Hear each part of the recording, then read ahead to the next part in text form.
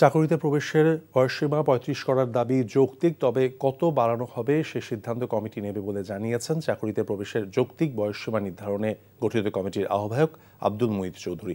সকালে সচিবালয়ে এ লক্ষ্যে গঠিত কমিটির বৈঠক শেষে একথা জানান তিনি। মুঈদ চৌধুরী বলেন, বিশ্বের অনেক উন্নত দেশে চাকরিতে প্রবেশের কোনো বয়সসীমা নেই।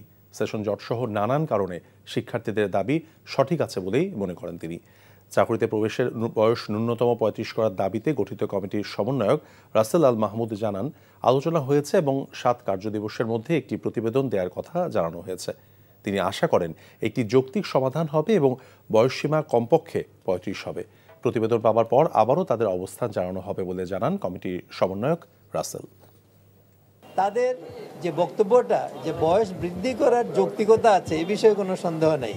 এখন কতটুকু করা যে যা যৌক্তিক সেটা আমরা আবার সার্বিক পরিস্থিতির আলোকে চিন্তা করব, করে ফাইনালি আমরা চূড়ান্ত করলে তখন আবার আমরা বলতে পারবো যে এটা আমরা করেছি।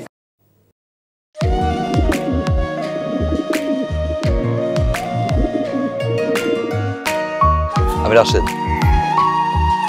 আমি সুফিয়া। আপনার পোষা কবুতর, আপনার মায়া এখনো ছাড়তে পারেনি, এই জন্য উড়ে চলে আসছে। মায়া হচ্ছে ম্যাজিকের মতো, একবার মায়া বললে সহজে ভোলা যায় না। তুমি কি পাগল? আমি পাগল তো। সুফিয়া,